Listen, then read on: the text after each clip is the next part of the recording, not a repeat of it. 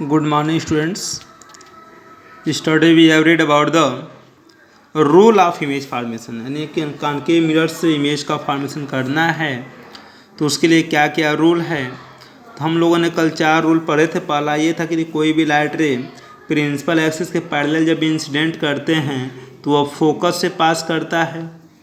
दूसरा पढ़े थे यदि कोई भी लाइट रे फोकस से पास करेंगे तो वह प्रिंसिपल एक्सिस के पैरेलल हो जाएगा।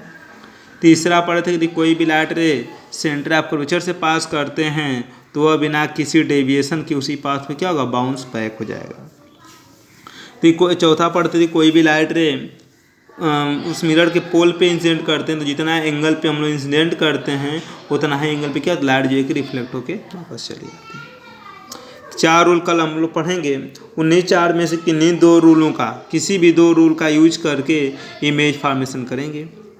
तो सबसे पहले तो हम जान लेंगे कि जो ऑब्जेक्ट रखेंगे तो ऑब्जेक्ट रखने का पोजीशन कितने होंगे। जैसे हमारे पास कोई भी एक कॉनकेव मिरर है, कोई भी क्या है, कॉनकेव मिरर है। ये कॉनकेव मिरर है इस तरीके से, तो ये हमारा कॉनकेव मिरर हो गया, ये पोल हो गया, ये हमारा सी हो गया, ये एफ हो गया, ठीक। और किसी भी मिरर के सामने जब ऑब्जेक्ट रखना होगा तो हमेशा मिरर के सामने ही रखेंगे। तो ये ऑब्जेक्ट हमेशा मिरर के सामने रखेंगे। तो मिरर को या तो यहाँ रख सकते हैं, या फिर यहाँ रख सकते हैं, या फिर यहाँ रख सकते हैं, या यहाँ रख सकते हैं, या इसमें कहीं रख सकते हैं, या फिर यहाँ रख सकते हैं। मतलब ऑब्जेक्ट को जो रखने के पोजीशन है वो 6 केसेस बनती है। एक होता है बिटवीन पी एंड एफ, यानी एफ और पी के बीच में कहीं रख सकते हैं। दूसरा होता है एट पी, यानी एकदम एफ पे ही रखेंगे। तीसरा होता है बिटवीन एफ एंड सी, यानी एफ और सी के बीच में रखेंगे। चौथा होता है एट सी, पाँचवा होता है बियॉन्ड सी, और छठवां होता है एट इन्फिनिटी। कहाँ होता है, एट इन्फिनिटी, यानी बहुत दूर, जिसकी डिस्टेंस हम मेजर ना कर सकें। तो इस तरीके से ऑब्जेक्ट को हम लोग कुल 6 पोजीशन पे रख सकते हैं। तो उसी के हिसाब से यहाँ पे इमेज फॉर्मेशन की कुल 6 केसेस बनती हैं। कितनी केसेस, 6 केसेस बनेंगे। तो पहले हम शुरू करेंगे केस 1। इमेज फॉर्मेशन केस 1 है, इसमें दिया है when an object is placed when an object is placed between f and p, when an object is placed between f and p, यानी जब कोई ऑब्जेक्ट को हम लोग f और p के बीच में रखेंगे तो इमेज फॉर्मेशन का नेचर क्या होगा, उसका पोजीशन क्या होगा, उसकी साइज क्या होगी। 3 चीज़ हम लोग बताएंगे। देखो ये हमारे पास ये कोई कॉनकेव मिरर है, कॉनकेव मिरर हो गया, ठीक। इधर आउट साइड में पॉलिश किया हुआ है कॉनकेव मिरर के। यहाँ पे ड्रा करते हैं, ये हमारा कोई प्रिंसिपल एक्सिस हो गया, ठीक।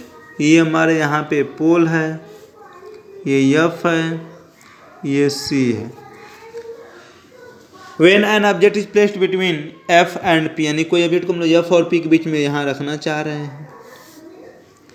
यहाँ रखेंगे तो पहली कंडीशन है कि जब ऐसे कोई भी लाइट रे जब हम लोग पास करेंगे इसके फोकस से, ठीक।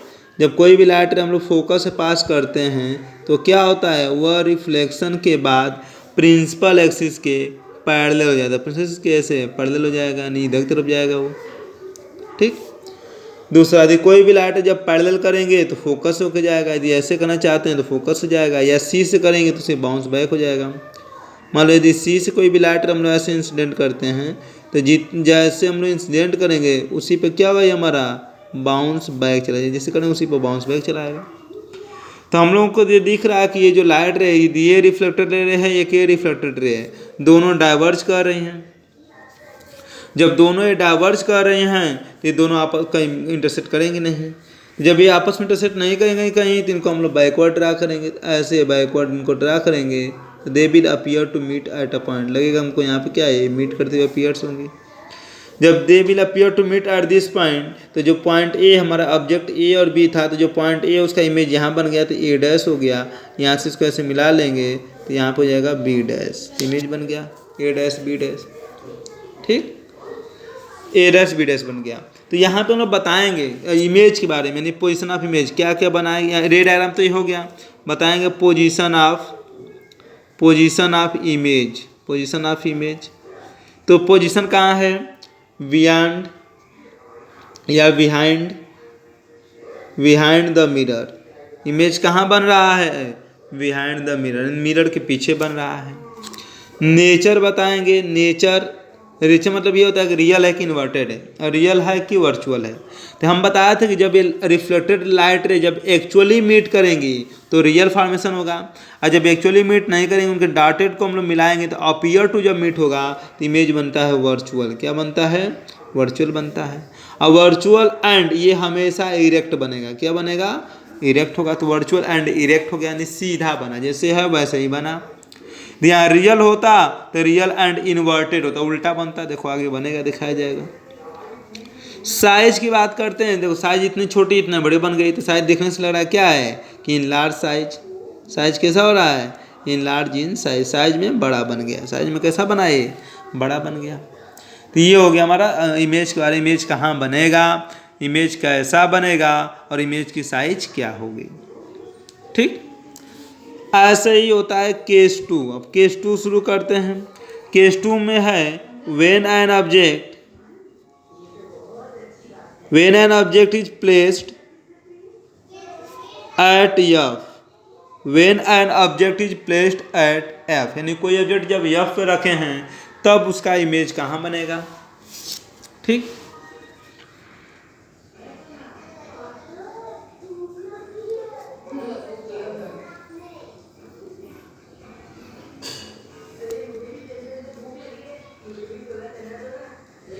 When an object is placed eight F, कोई ऑब्जेक्ट हमारा एफ पे ऐसे रखा हुआ है, एकदम एफ पे रखा हुआ है।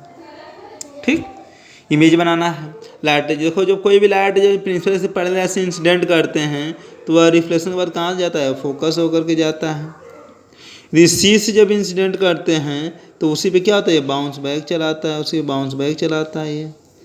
तो यहाँ देखेंगे जो रिफ्लेक्टेड लाइट है वो पैरेलल मिलेंगे। क्या मिलेंगे, पैरेलल। जब रिफ्लेक्टेड लाइट पैरेलल मिलेंगी तो ये न तो इधर मिलेंगे कहीं, ना तो इधर मिलेंगे। तो इसको मान लिया जाता है कि जो पैरेलल लाइट होती है वो जा करके इन्फिनिटी मिलेंगे। कहाँ मिलेंगे, इन्फिनिटी पे। इससे बताते हैं कि इमेज जो बनता है कहाँ बनता है, एट इन्फिनिटी। कहाँ बनेगा, एट इन्फिनिटी। ये जो पोजीशन हुआ, पोजीशन वो कहाँ पे हो गया, एट इन्फिनिटी हो गया। नेचर की बात करेंगे, नेचर कैसा होगा, रियल होगा, रियल एंड इन्वर्टेड होगा, रियल एंड इन्वर्टेड होगा। साइज की बात करेंगे तो साइज देखो, जितना यहाँ मान लो कट जाता तो ऐसे इमेज बनता, यहाँ कटेगा तो ऐसे इमेज बनेगा, नीचे कटेगा तो इतना बड़ा इमेज बनेगा। तो जितना ये इन्फिनिटी पे कटेगा तो इमेज की साइज क्या होगी, बहुत बड़ी हो जाएगी।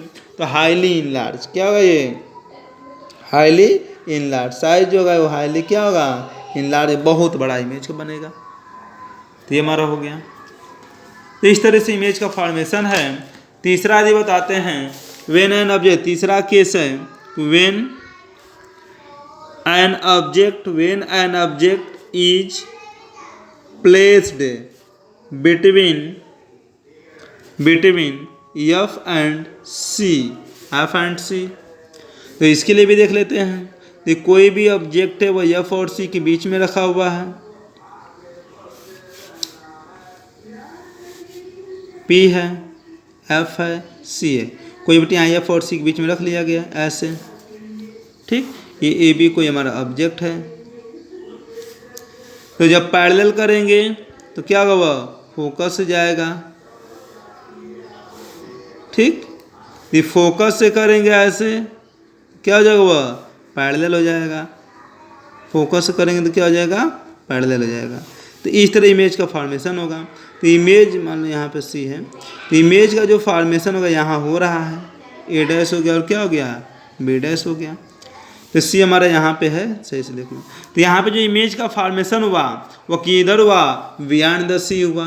किधर होगा, बियॉन्ड द सी, सी के पीछे बनेगा। कैसा बना है, रियल, क्योंकि एक्चुअल में लाइट मीट कर रही तो रियल एंड इन्वर्टेड है, रियल एंड इन्वर्टेड है, इन्वर्टेड है। साइज क्या है, इनलार्ज है, साइज क्या है, इनलार्ज है, साइज बड़ी बन रही है। ऐसे केस 4 शुरू करते हैं। When an object is placed at C, जब किसी ऑब्जेक्ट को सी पे रखेंगे। When an object is placed at C, यदि सी पे हमारा होगा तो इस तरह से ये एफ है, ये सी है, ये एफ है, ये सी है। ऑब्जेक्ट को सी पे ही रखा गया है, ऐसे ए और बी है। पैरेलल करेंगे तो फोकस से जाएगा, फोकस से करेंगे तो पैरेलल हो जाएगा, फोकस करेंगे तो क्या हो जाएगा, ये पैरेलल हो जाएगा।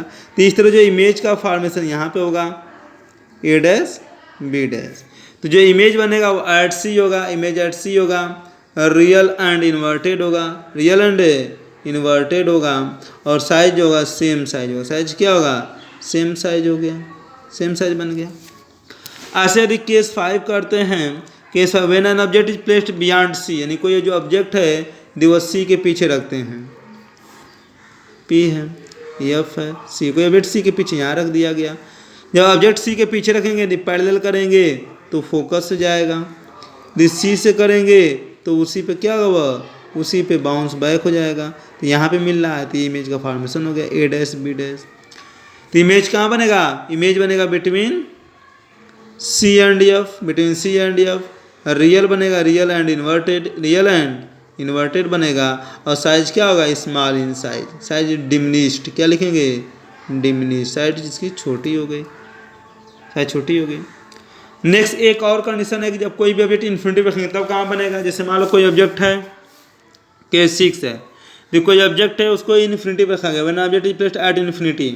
तो ध्यान देंगे ये हमारे पास पोल है, ये एफ है, ये सी है। जब कोई भी लाइटर इन्फिनिटी से आती है तो प्रिंसिपल से पैरेलल आएंगे, ऐसे पैरेलल आएंगे यहाँ से मिलेगी, इधर से पैरेलल आएंगे तो इधर से मिलेगी।